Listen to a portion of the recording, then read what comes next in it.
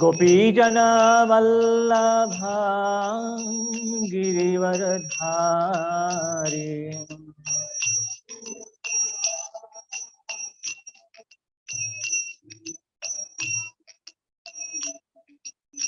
गोपीजन वल्लभा गिरिवरधारी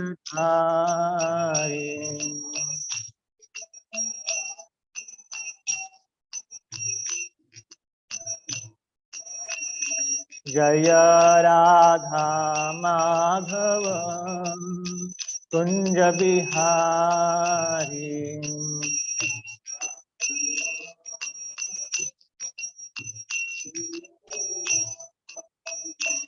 जय राधा माधव कुंज बिहारी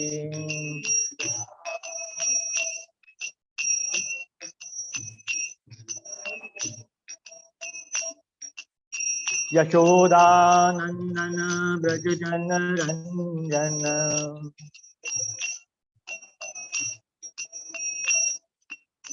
यशोदानंदन ब्रज जन रंजन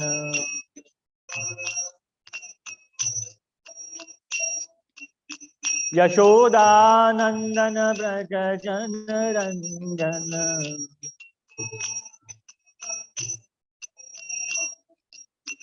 यमुना तीरा बनचारी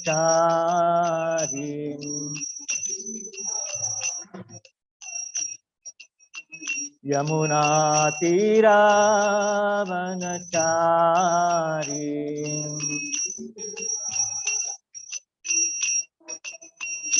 जय राधा माधव कुंज बिहारी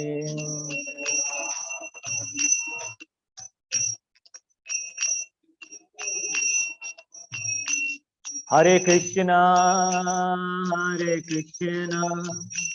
कृष्ण कृष्ण हरे हरे हरे राम राम राम हरे हरे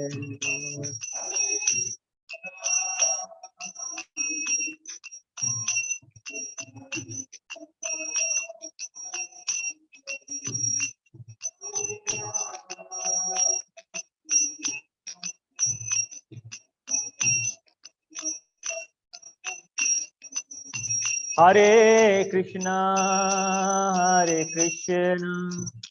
कृष्ण कृष्ण हरे हरे हरे राम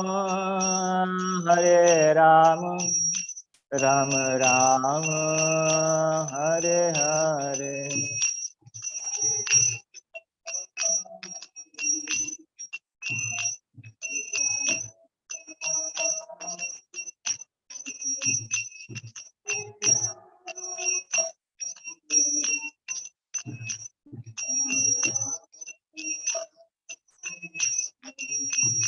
जय राधा गिरिधारी राधे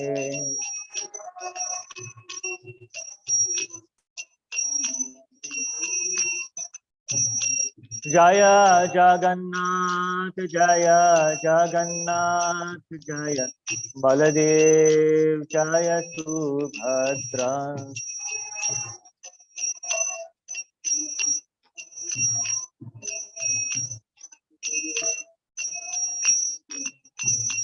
जय गिरि गोवर्धन जय गिरि गोवर्धन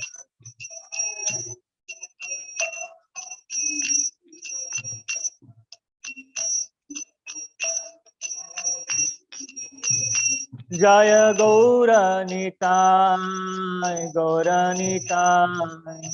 गौरनिताय जय Gaur Nitai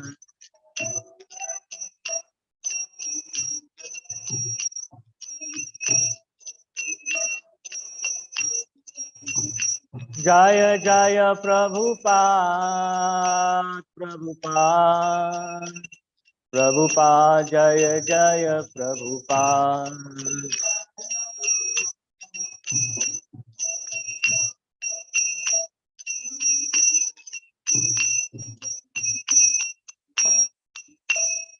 Gaur Premanande. Jai Vishnupada Paramahansa Acharya Stota Srila Bhai Charana Arvinda Bhakti Vedanta Prabhupada. Shri Radha Krishna Gopinath Chamakund Radha Kundi Gopikan. Shri Radha Giridhari Bhagwan ki. Shri Jagannath Baldev Subhadra Maya ki. Shri Giraj Maharaj ki. Shri Gaur Nitai Bhagwan ki. Shri Prabhupada ki. Samaveta Bhakta Vrinda ki. Granth Shrimad Bhagavatam ki.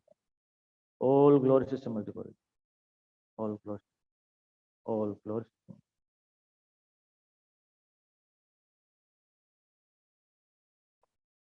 Today we'll be reading from Srila Prabhupada Lilamrita,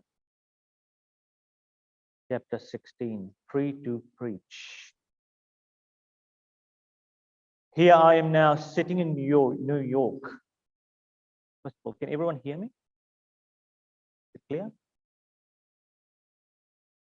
Here I am now sitting in New York, the world's greatest city. Such a magnificent city. But my heart is always hankering after that Vrindavan.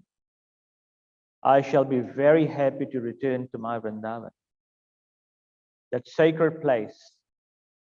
But then, why are you here? Now, because it is my duty, I have brought some message for you people. Because I have been ordered by my superior, my spiritual master. Whatever you have learned, you should go to the Western countries and you must distribute this knowledge.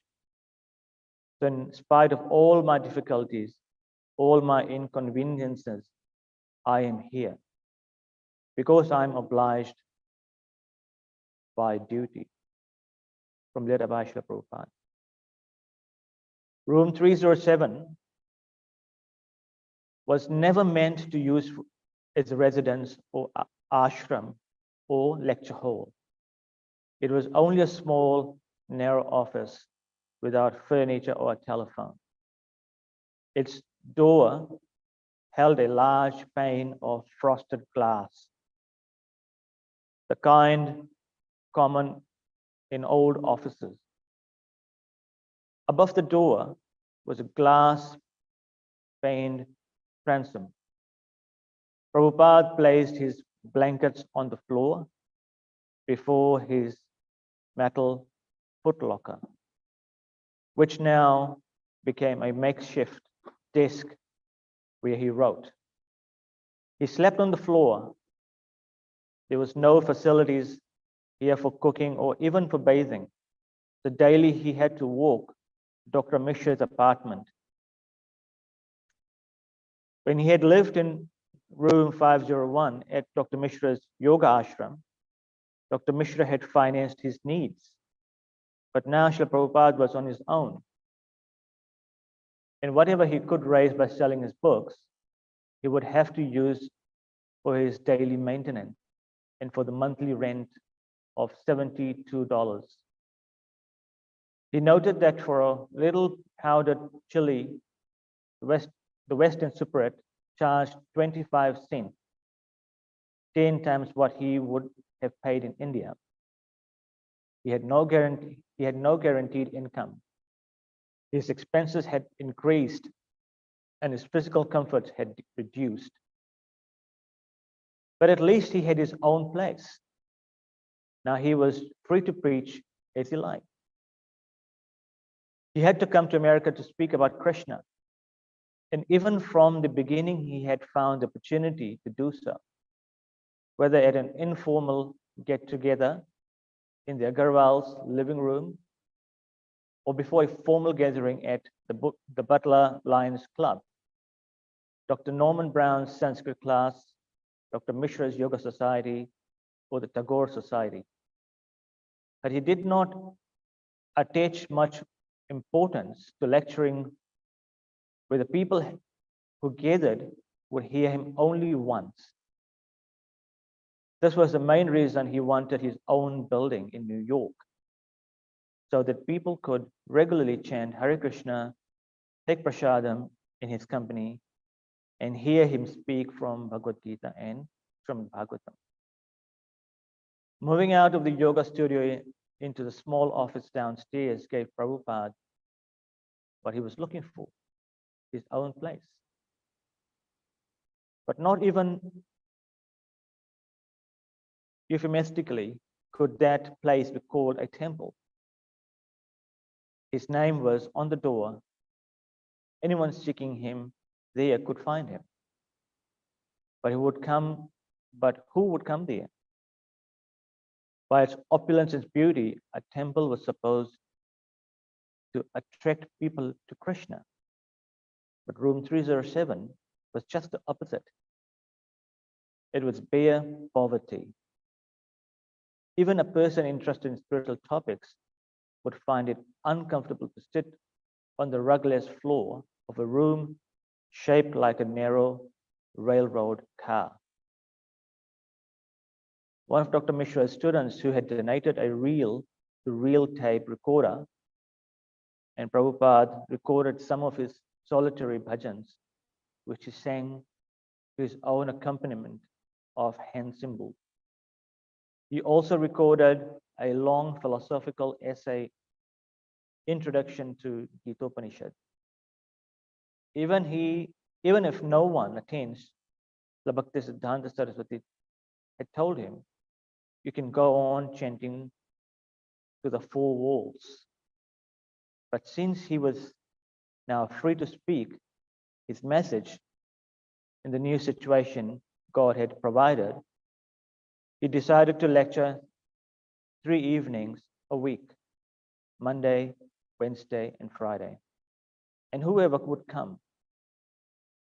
His first audiences consisted mainly of people who had heard about him or met him at Dr. Mishra's yoga studio.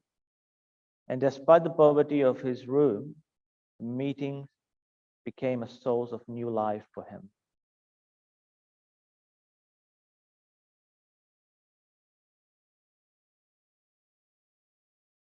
He expressed his optimism in a letter to Srimati Morarji. I was very much encouraged when you wrote to say, I feel that you should stay here until you fully recover from your illness and return only after you have completed your mission. I think these lines dictated by you are the words of Lord Balakrishna expressed through your goodness. You will be pleased to know that I have improved my health back to normal and my missionary work is nicely progressing. I hope my project to start a temple of Sri Sri Radha Krishna will also be realized by the grace of the Lord. Since I came to New York from Butler, Pennsylvania, I have rented the above room at $70 per month, and I'm delivering lectures on the Bhagavad Gita and Srimad Bhagavatam, accompanied by Sankirtan, and the American ladies and gentlemen come to hear me. You'll be surprised to know that they do not understand the language of Sankirtan, yet they hear with attention. The movement which I have started here is completely new to them, because Americans are generally acquainted with the Indian yoga gymnastics as performed by some Indian yogis here. They've never heard of the bhakti cult of the science of Krishna before, and still they're hearing me. This is a great success for me. Prabhupada ki jai. That was really nice. It shows how Prabhupada struggled in his early days. Can you hear me, Prabhu?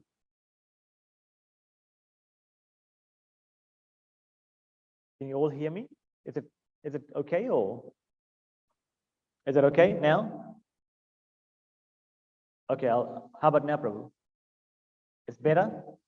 Okay. Thank you. All right, so now we'll move on to Srimad Bhagavatam. Today we'll be speaking from Canto 4, chapter 22, verse 16.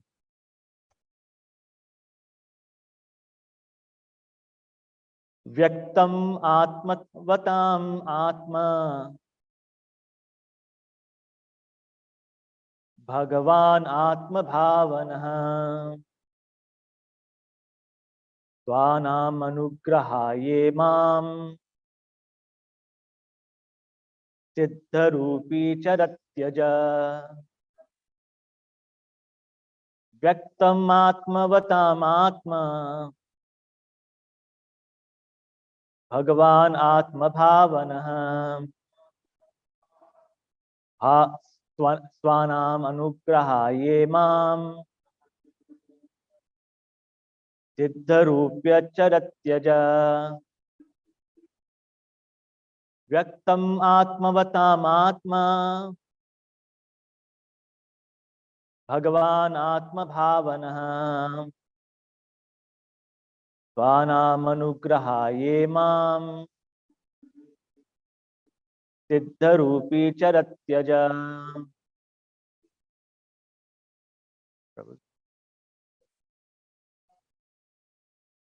व्यक्तम आत्मवताम आत्मा भगवान आत्म भावनः स्वानाम अनुग्रहाये माम सिद्धरूपी चरत्यजः व्यक्तम आत्मवताम आत्मा भगवान आत्म भावनः स्वानाम अनुग्रहाये माम सिद्धरूपी चरत्यज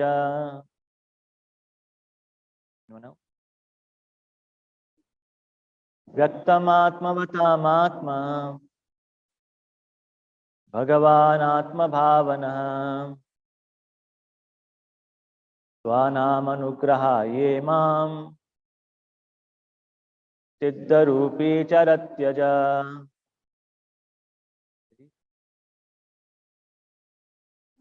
व्यक्तम आत्मवताम आत्मा भगवान आत्म भावनः स्वानाम अनुग्रहाये माम सिद्धरूपी चरत्यज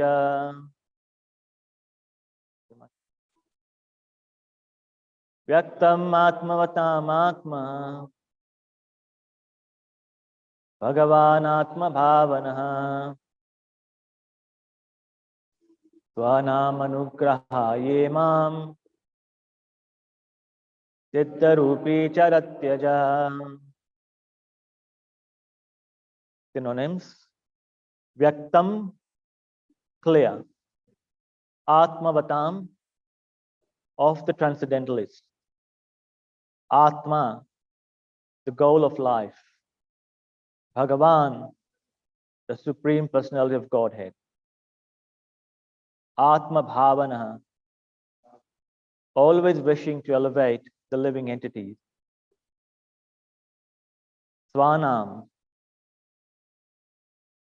those whose own devotees; Anugrahaya, just to show mercy; Imam, this way; Siddharupi, perfectly self-realized; Charati, travels; Ajah, Narayana.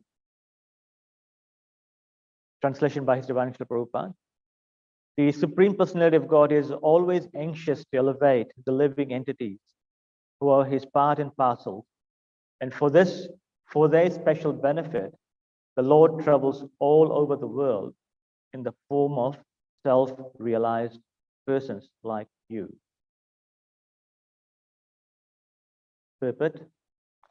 There are different kinds of transcendentalists, namely the Gyanis or the impersonalists, the mystic yogis, and of course, all the devotees of the Supreme Personality of Godhead. The Kumaras, however, were both yogis and Gyanis, and finally bhaktas later on. In the beginning, they were impersonalists, but later they developed devotional activities. Therefore, they are the best of the transcendentalists. The devotees are representatives of the Supreme Personality of Godhead. And to elevate the conditioned souls to the original consciousness, they travel all over the universe to enlighten the conditioned souls about Krishna consciousness. The best devotees are Atmavat, or those who are fully realized. The Supreme Soul, the Supreme Personality of Godhead as Paramatma, is sitting within everyone's heart, trying to elevate everyone to the platform of Krishna consciousness. Therefore, he is called Atma Bhavana. The Supreme Personality of God is always trying to give the individual soul the intelligence to understand about himself. He is always with the individual as a friend, sitting by the side of a friend. And he gives facilities to all living entities according to their desires. The word Atmavatam is significant in this verse. There are three different types of devotees, namely Kanishtadhikari, Madhyamadhikari, and Uttamadhikari. The neophyte, the preacher, and the Mahabhagat, or the highly advanced devotee. The highly advanced devotee is one who knows the conclusion of the Vedas in full knowledge. Thus he becomes a devotee. Indeed, not only he is convinced himself, but he can convince others on the strength of Vedic evidence. The advanced devotee can also see all other living entities as part and parcel of the Supreme Lord without discrimination. The Madhyamadhikari preacher is also well versed in the Shastras and can convince others too also, but he discriminates between the favorable and the unfavorable. In other words, the Madhyamadhikari does not care for the demonic living entity. And the neophyte Kanishtadhikari does not know much about Shastra, but has full faith in the personality of Godhead.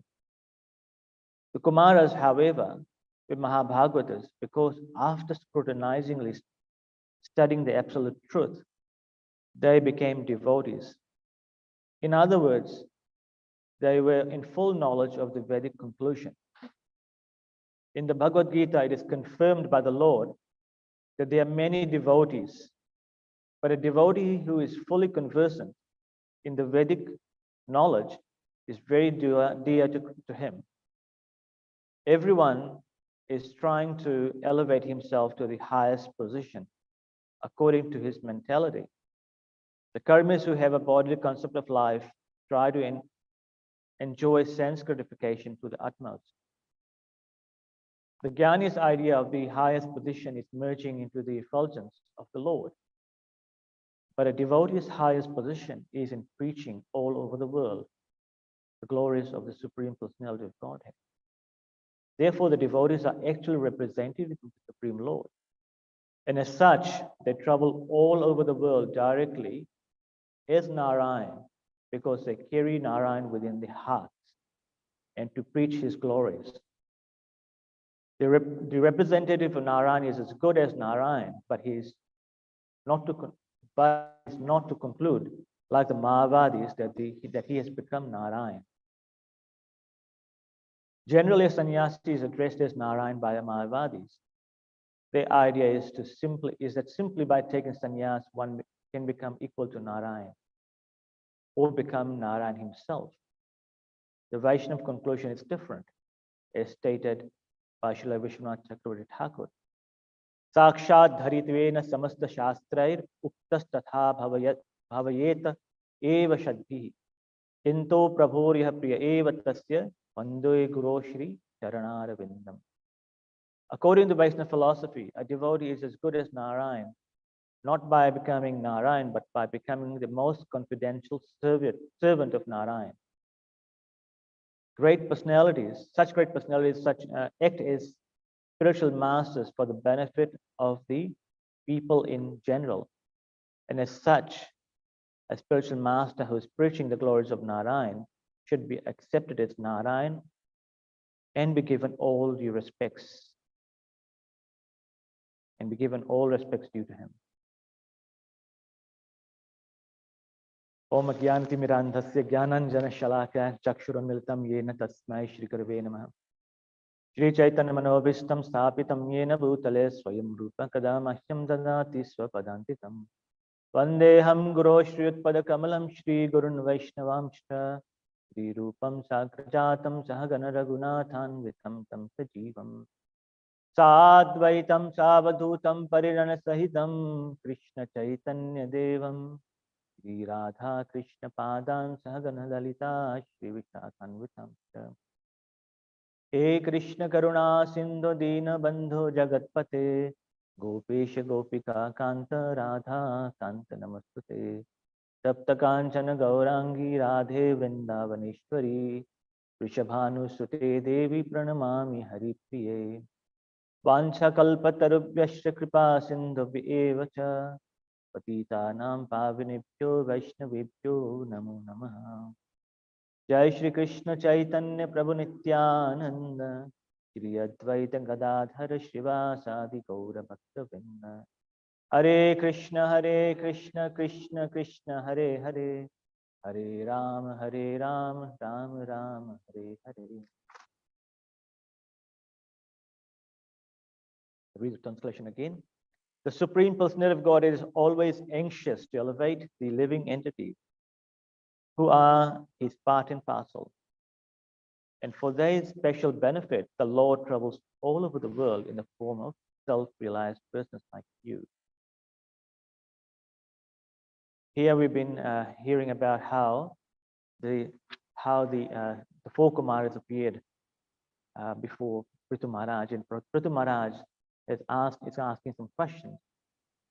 And of course, Prithu Maharaj knows that the four Kumaras know that Prithu Maharaj does not need instruction with knowledge because he's fully conversant. But he's asking that for the benefit of others. So he will be speaking about that. So from here, we understand that the four Kumaras were actually Jnanis and Yogis. They were not Bhaktas. But later on, they became devotees.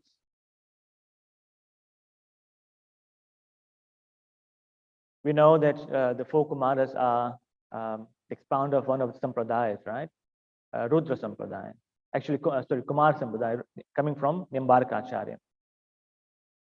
So before they became devotees, they were always meditating on not in the form of the Lord, but they were just meditating on the, you can say, and here I think mentions about the effulgence of the Lord. This is generally what the impersonalists meditate on. Impersonalists meditate on the effulgence or the light, something that emanating from the Lord, because they don't have any understanding of the form of the Lord, right?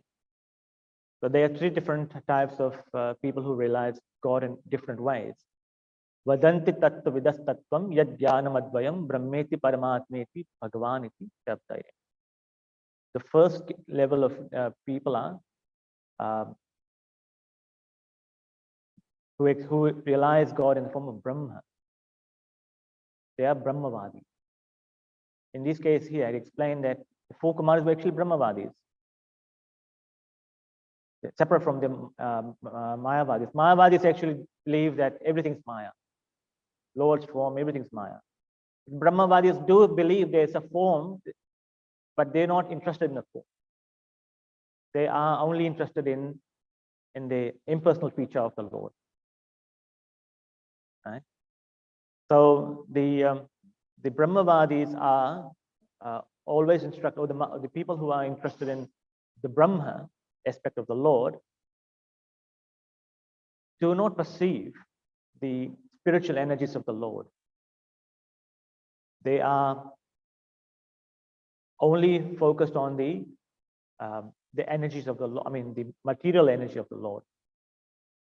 Then you have the second level of devotees who are called, who realize God in the form of Paramatma. Paramatma the feature is, of course, the super soul, right? When we talk about the Paramatma, we talk about the super soul. There are three types of the super souls, right? The first one is, who knows the three different forms of Paramatma? Anyone? The first Paramatma is the super soul of the material creation, is Karana Dakshaya Vishnu. He's a super soul of the entire material creation, right? And then we have the second level of Paramatma, a super soul, who is the super soul of each and every universe. His name was Garbho Dakshaya Vishnu. And then the third Paramatma, who resides into each and every atom into this material world. His name is Shiro Dakshaya Vishnu. So these are different super souls, but and then the next level of devotees are, of course, those who perceive the Lord in his transcendental form. So the four Kumaras were Jnanis, and they were yogis as well, as Prabhupada mentions here. They were fully conversant with the law, with the knowledge, but they have never experienced, they've never seen the Lord. They never meditated on the Lord because they didn't realize it was a form. And how did they become devotees? They became devotees when they smelt the aroma of tulsi. And when they smelt the tulsi, the aroma of tulsi of the Lord, then they developed this idea that if this tulsi, the smell of tulsi is so wonderful, then just imagine how wonderful that form of the Lord would be. And then they go to Vaikuntha Loka, and then of course that whole episode of cursing Jai and Vijay happens, and then the Lord appears and then intervenes and then gives them the darshan. So then they become the devotees. And then they become devotees and just go and start preaching the message of Godhead. So we hear that they are one of the bona fide parampara acharyas. The Nimbark Sampradaya comes from them. So Nimbark Acharya got the in the Kumar Sampradaya you have four Kumaras as the acharyas, and then they gave a very small Shaligram Shila. It's called Radha Sharveshwara. They gave this Shaligram Shila to Narad Muni, and from Narad Muni they came down to Nimbark Acharya. In that Sampradaya, they chant the Yugal mantra, just like we chant the Hare Krishna Mahamantra. They chant the Yugal mantra, which is something very similar. It's Radhe Krishna, Krishna Krishna, Radhe Radhe, Radhe Sham, Sham Sham, Radhe Radhe. So that's the Yugal mantra that they're coming from the Sampradaya. But in our Sampradaya, our focus is always the Hare Krishna Mahamantra, which is given by Chaitanya Mahaprabhu himself and by Srila Prabhupada. So the four Kumaras were not ordinary personalities. They're very, very learned personalities. And in the same way, when we talk about talk about this verse here, one person that comes to mind actually is Srila Prabhupada. Srila Prabhupada had traveled all over the world, preaching the message of God. Just like the four Kumaras have been doing, the Narad Muni has been doing. All of these acharyas have been going around preaching the message of God. That is the position of an acharya. An acharya is very compassionate. Just like the Lord is very compassionate. In the same way, the acharya is very compassionate. The acharya, the devotee, goes and preaches the message of God. A devotee does not care about his own well-being, but he sees that all the others need the mercy of the Lord. And that's why the acharya or the devotee goes amongst the people and preaches to them. so that they can become Krishna conscious. Ultimately, that's the whole idea. You see, the Lord is very merciful. He's very compassionate. And sometimes he comes himself, and sometimes he sends his devotees, like Srila Prabhupada, self-realized soul, to claim the fallen soul. You know, and I think we hear that even Lochan Das Thakur sings in his bhajans that a realized soul always meditates on Supreme Lord, and as a result, Govinda always resides in his heart. You know, Govinda always resides in his heart. So a realized soul is very compassionate and goes about preaching the message and delivering people. You know, such an acharya is very, very rare. We're very fortunate to have Srila Prabhupada amongst us. You know, and as such, he's preaching us through his books. I mean, just imagine what life would have been without Srila Prabhupada. You know? I remember hearing about one devotee was mentioning, I mean, that once Srila Prabhupada was at the airport, I think it was in America, and Srila Prabhupada, you know, when devotees would go, when Srila Prabhupada would go into the airport or would arrive from the at the airport, devotees would go in hundreds, right? They were very enthusiastic at that time, and as soon as they would see Srila Prabhupada, they would bow down. So when they would bow down, this was one person who's a cleaner in the airport. He was an African American. And he said, wow, that guy's shining. He was referring to Prabhupada. That guy's shining. So just the purity of Prabhupada, and the because he was a pure devotee, he was effulgent all the time. You know?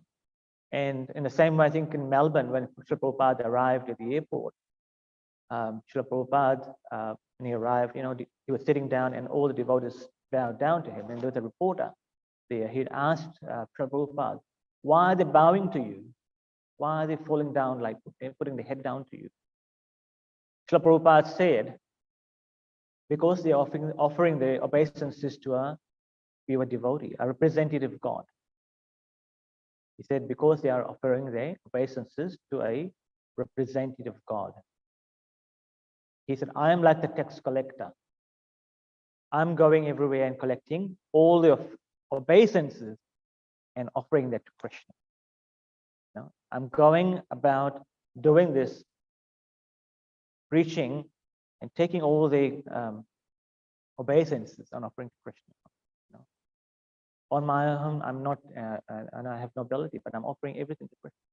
This is how a devotee actually always thinks, that ultimately I have to engage devotees, people in the service of Krishna. That's why Krishna sometimes comes himself, sometimes Krishna sends his devotees, and to claim this us as fallen souls. So here he talks about the different types of so we talked about the different types of people who realize God in different forms.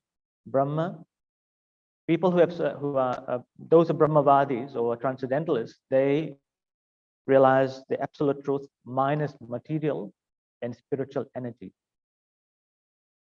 Then the next level of category people are the people who realize the absolute truth minus spiritual energy plus control of material energy.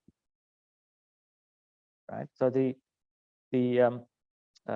Paramatma aspect is generally translates Super Soul as the overseer of each and everything in this material world. They want to perceive him as the controller of all material energy. Only material energies, not spiritual energy. In the material world, the absolute truth controls all material energies in the features Paramatma. And then the last is basically Bhagavan aspect, which is the absolute truth plus material energy plus spiritual energy.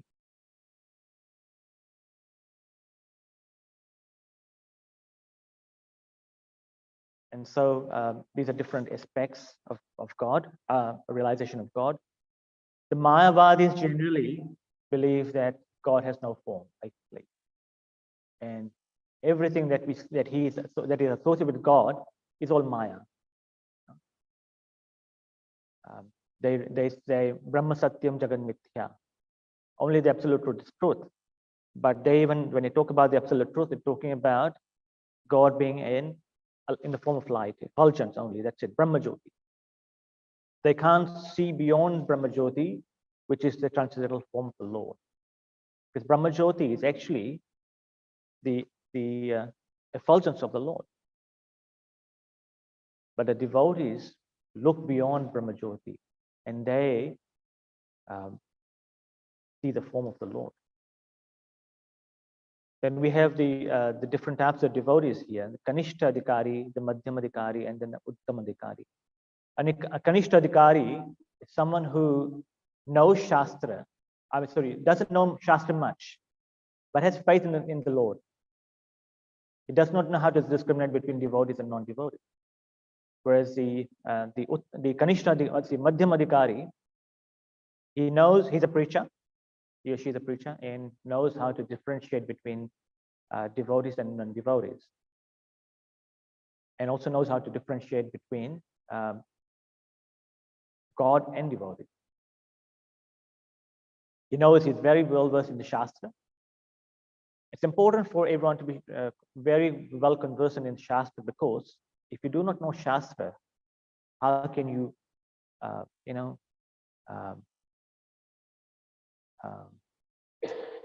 wouldn't say argue, but how would you justify what you're practicing? Very important, you know. But if you don't have, just like for example, right? I think some of you may have seen actually the story of the Kerala story, the movie, based of how the Indian girls in Kerala were convinced to turn into to change their religion, their faith, because they did not have much knowledge of their faith, the Hindu, the Vedic literatures, and because someone who comes challenges your faith, and because you don't have the ability to rebut, you get you start thinking that what actually this person is telling me is not actually. Why am I worshiping so many different gods and goddesses and so forth?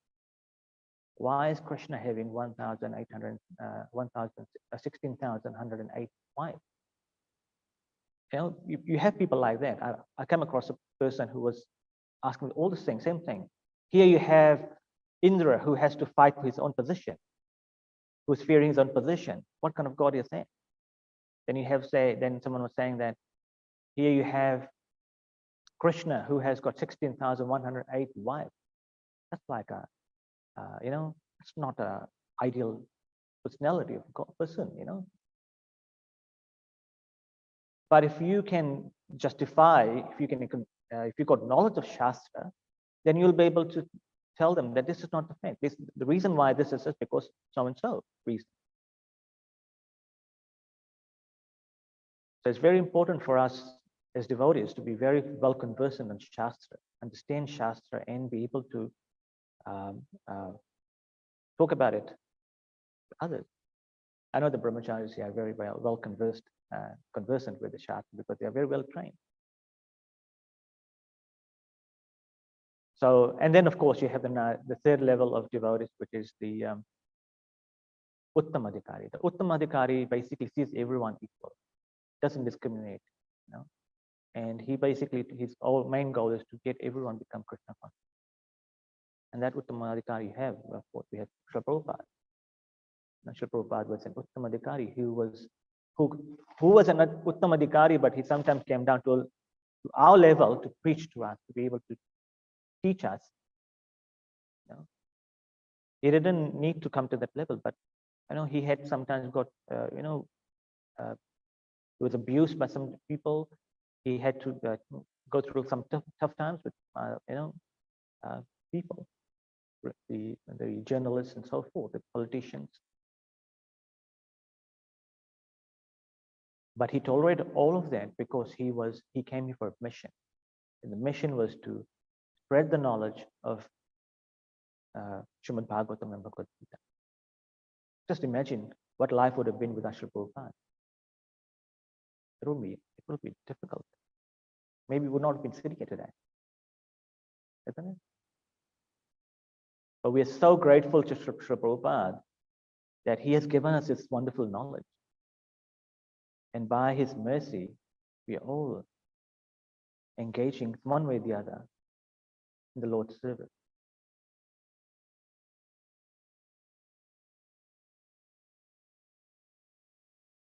So the Kumaras Mahabhagavatas, and in the Bhagavad Mahatmya, according to Padma Puran, when Bhakti Devi and her sons, Gyan and Vairagya, when they went to Vrindavan, Bhakti Devi regained her youthful form. But the sons, Gyan and Vairagya, they did not. And so when Narad Muni came and said, what happened, Narad Muni said, then Bhakti Devi said that when I came to Vrindavan, so Bhakti Devi mentions that she took birth in South. She grew up in Maharashtra. And that when she Gujarat, she became old. But then from there, she went to Vrindavan. But when she went to Vrindavan, she got her youthful form again. But her sons, Jnana and Vairagya, knowledge and renunciation, did not. And so when Narad Muni comes, and then Narad Muni comes and says that there must be a way. The Narad Muni spoke all the Vedas and everything, but they would not rejuvenate. So Narad Muni went and then had the darshan of the 4 Kumaras. And he asked the 4 Kumaras, what shall I do? And then the 4 Kumaras said, the only way for them to get rejuvenated is by hearing Srimad Bhagavatam. And then the 4 Kumaras came down and then spoke, I think it was at Haridwar. They spoke Srimad Bhagavatam to the Bhakti Devi and Jnana Vairagya. And the moment they started speaking Srimad Bhagavatam, they regained the youthful form. So this is according to the Padma Puran, Bhagavad Mahatmya, Srimad Bhagavad Mahatmya. So the Acharya is very merciful. The devotee of the Lord is very merciful, very compassionate, and always trying to deliver the fallen soul.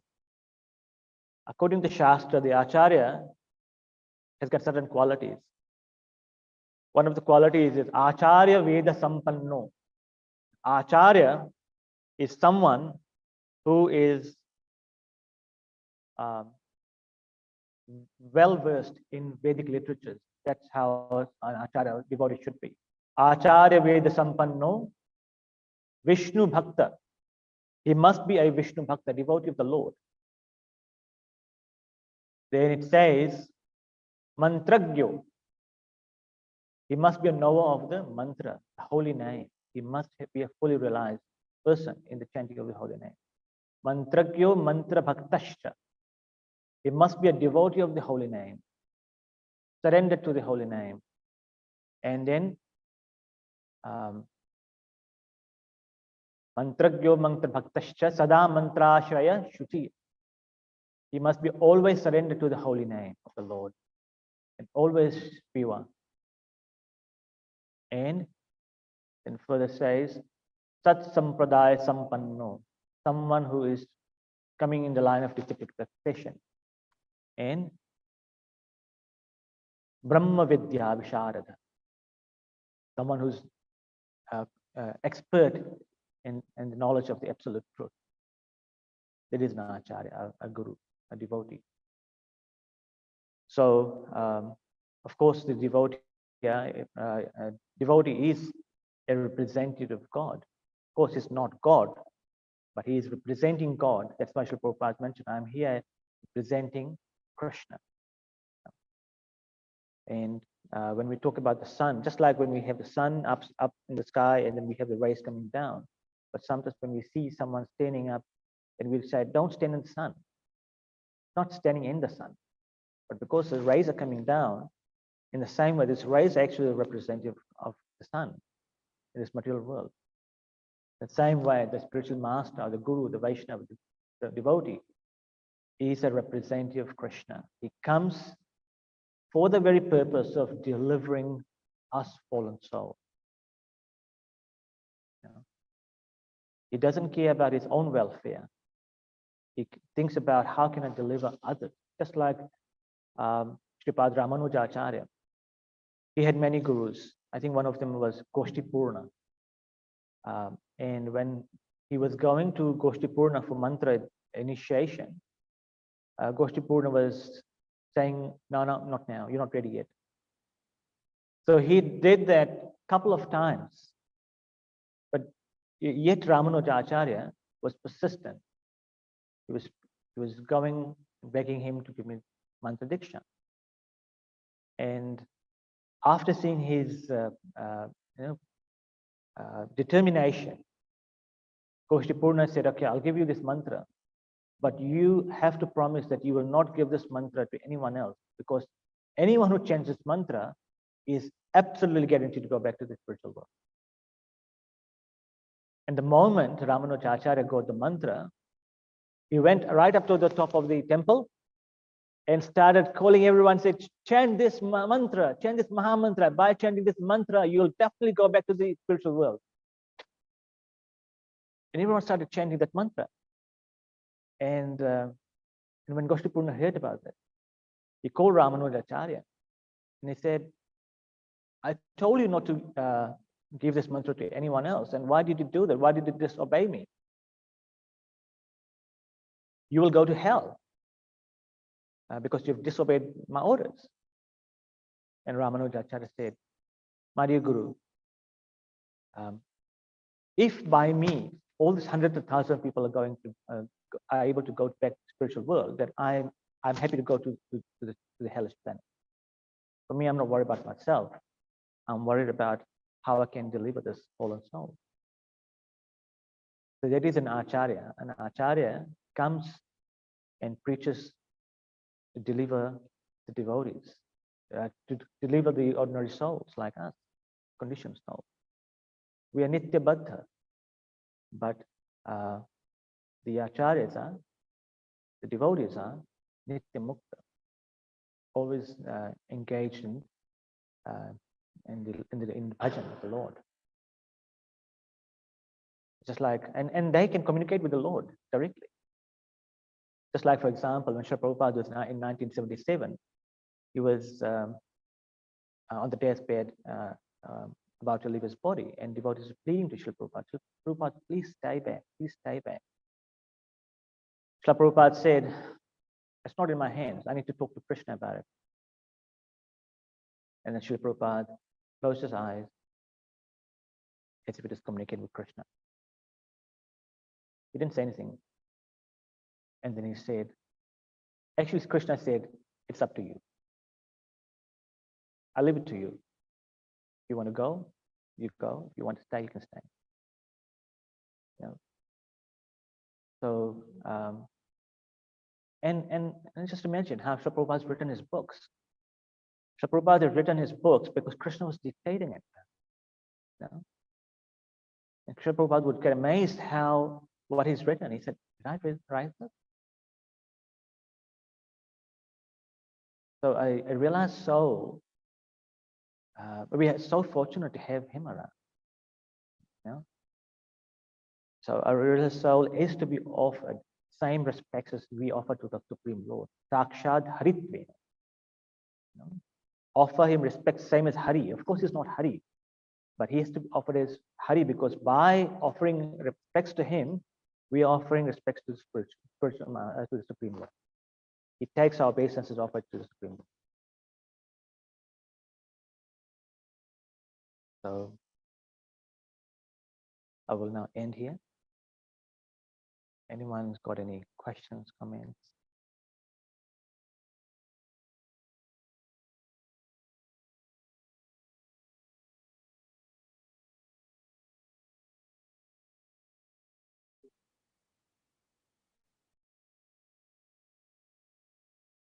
Brahmaji, when he went to see Vishnu, when was that?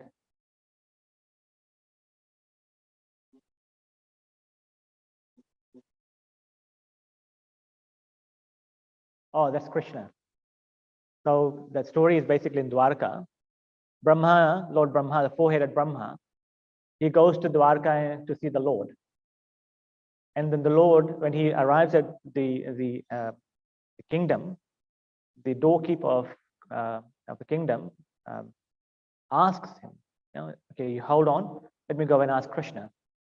Krishna asks the doorkeeper, which Brahma is here? And so the doorkeeper goes back and asks the Brahma, which Brahma are you? The Lord wants to know, which Brahma are you? So this Brahma actually thought, to me, which Brahma I am, Anyway, so he allows him to go. And when the four-headed Brahma goes and offers his obeisances, prayers to the Lord, then he said, my dear Lord, I'm just got one question here. When I came, the doorkeeper asked me, which Brahma are you? Are there more Brahmas other than me? And the Lord invoked all the other Brahmas from other planets. Some had 10 heads, some had 100 heads, some had 1,000 heads, some had 10,000 heads, and so forth. And they were huge.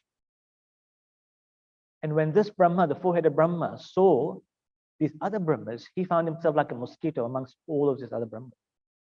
Then he realized that actually he's not the only one. Depending on the size of the planet, the universe, you have the Brahma according. So that's the story. Yes.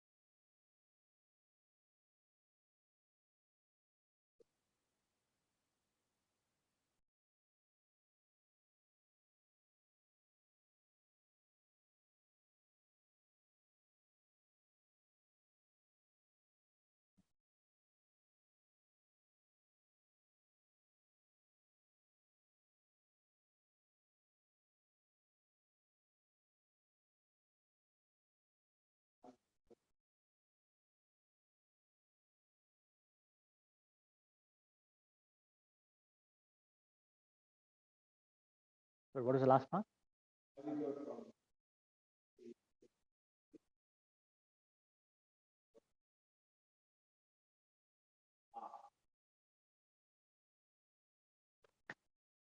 Very interesting point here. See, we as individuals, right? We have got different personalities in our lives who guide us. And we also hear from Srimad Bhagavatam, we hear that the Lord resides in a heart, it's Chaitya Guru, right? Sometimes he resides, we are wanting to do certain things, but if you ever notice that your heart is starts pumping differently, that means the Chaitya Guru is telling that's not right, you don't do it, right? Have you ever experienced that? I'm sure we all have experienced sometimes in life where we know we're not supposed to do certain things, but somewhere within our mind and our heart is not in congruence, right? So we have to, that is one guidance we will get, but we also have to get guidance from spiritual master.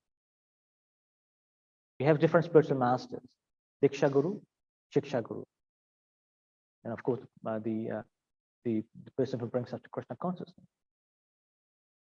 So certain times when we have these kinds of doubts, I think it's always good to consult a senior personality, a senior person in our lives, like a mentor, spiritual mentors, a guru, to discuss some of the contradictions that happen in our lives. Sometimes we want to do this, but we want one part of our body says, mind says, do this. The other mind says, no, you shouldn't. So that's where we have to always, I mean, I think my personal experience is that always consult someone who has a better understanding of Shastra, and it can guide you with more experience as well. Generally, it's Guru. We can be Shiksha Guru, whoever it is comfortable with, but it's important that we get proper guidance from that kind of person. Yes, we have to be very well conversant with the Shastra. It's always good to know, because if you don't know, then you won't be able to, you will not even have faith in what you're doing. Most important things, why you have to understand, we all have to understand why we're doing what we're doing, why we're chanting. You have to ask this, introspect, you have to ask this question in yourself. Why am I chanting? What's the purpose of me chanting? Right? There's purpose behind it, right? Everyone's got maybe different reasons. Why do you chant? Yes, okay, that's good. What about yourself? Why do you chant? Huh? Yes, that's good. Prabhu? Huh? Yeah.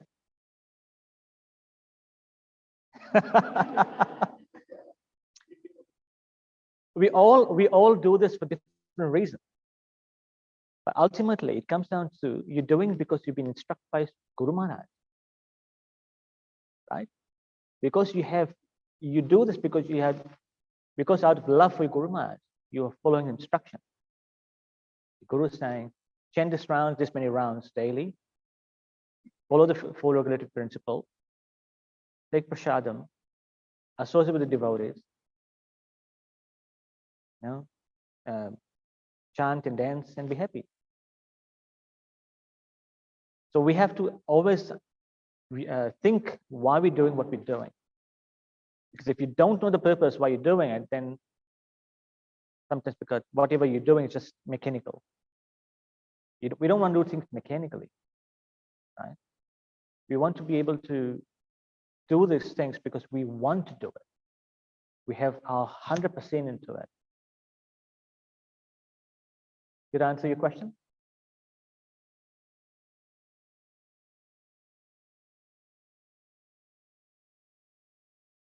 So anyone wants to add to Prabhu's question?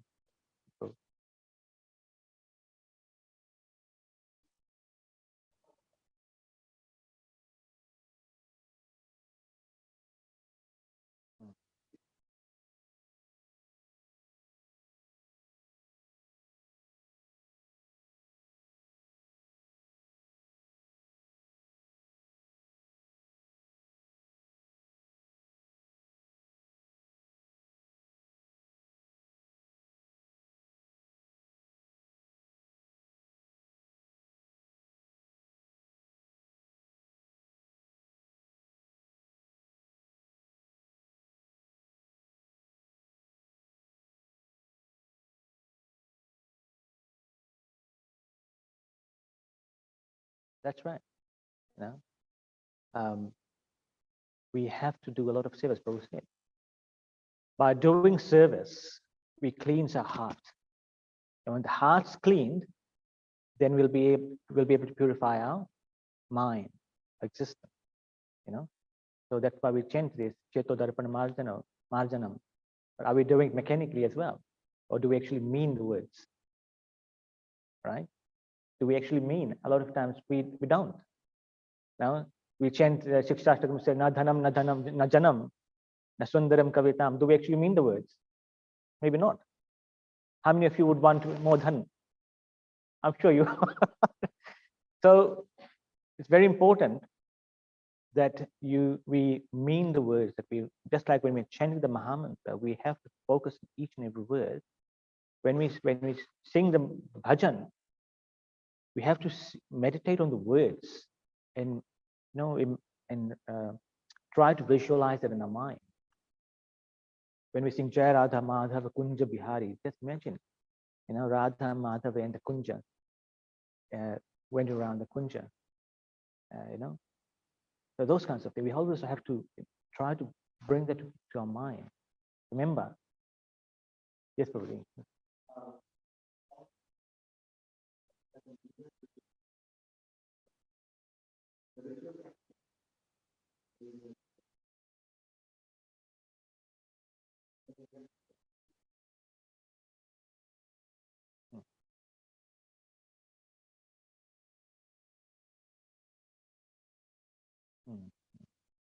Yeah. Rituals are there, but at the same time, don't make it mechanical. It's not that I have to do my 16th round, after that I'm done and dusted, that's it, I can do any damn thing now. Right? That's not the mentality should be there.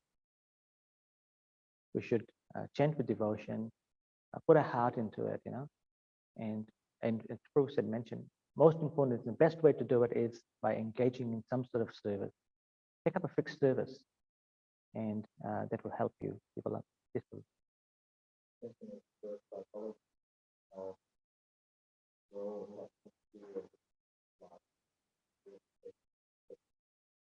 So until we can reverse that process, how can I start to again? How can I actually take shelter of the divine?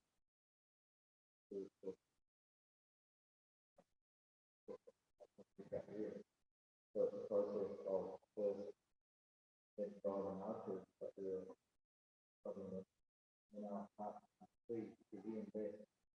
It's not clouded by the action, which to more or less extent block our heart from going where our mind or intelligence can understand. But even so we see a disparity between our desire to want to love personally invest our heart and chanting the whole name, but we're blocked to something, and then we try and pray for that to work. So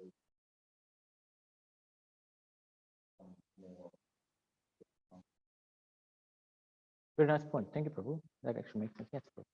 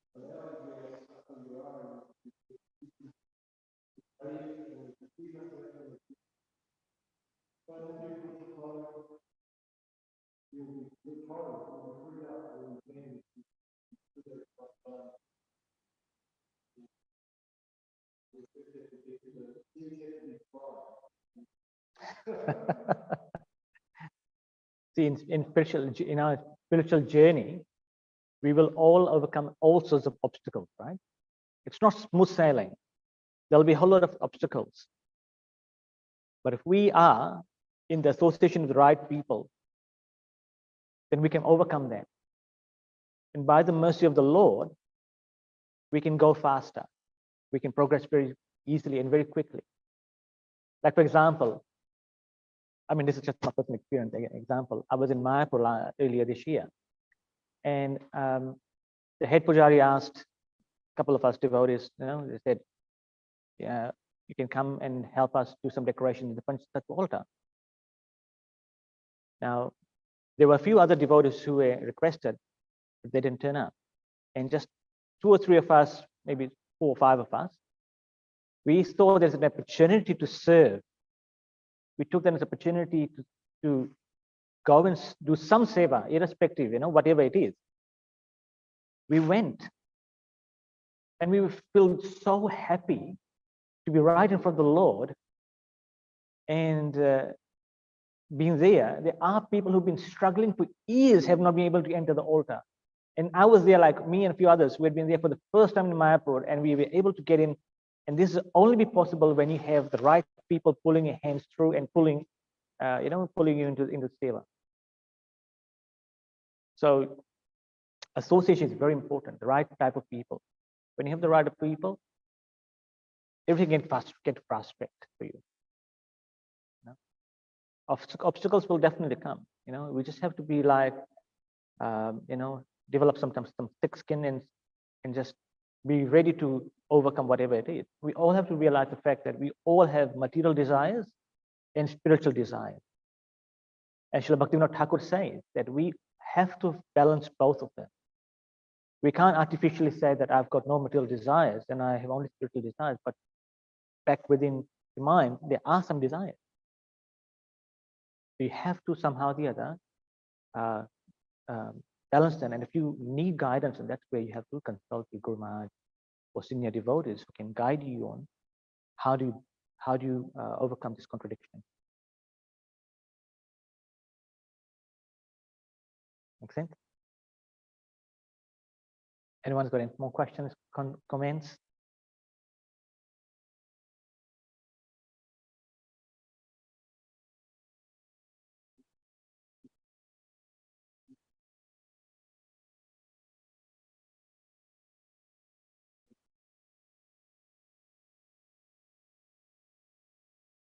Well, I mean, there are different reasons you can give. You can definitely say that, look, Krishna rescued the 16,000 princesses, right? Now, in the traditional Indian culture, of Vedic culture, when the lady is a woman or the young girl is out of the house for a period of time, she is considered. I don't know what word you can say, but she's not considered welcome. She's not welcome back into her family because she's considered now. She may have been with someone else. But that's where, when Krishna saved the 16,000 princesses, I think it was Satyabhama this time. Satyabhama said, the princesses said, we can't go back because we won't be accepted back in society. But that's where Satyabhama said, that's fine. You come with us, we'll take you in. Ask Krishna to marry them and give them the due respect that they need in society to live in with dignity. Other Krishna didn't need to marry so many 16,000 wives. I mean, princesses. But he did that, and he gave them equal rights and everything. Treat them, each one of them equally, had their own palaces, everything. So that's the Lord. The Lord takes care of everyone who takes shelter of him. When we take shelter of the Lord says, you see, the Lord has Abhay Mudra, right? That means do not fear now. Now because you've taken shelter of me. Whenever, the moment we say, my dear Lord, I'm yours, Krishna takes charge. But we are hesitant sometimes. We are hesitant to say that word, my dear Lord, I'm yours. We have to be fully surrendered. That's why Bhaktivinoda Thakur talks about Sharanagati, the different levels of Sharanagati, process of surrender. All right, I think we'll end here. Almost 9 o'clock. So thank you very much. Srimad Bhagavatam ki jai.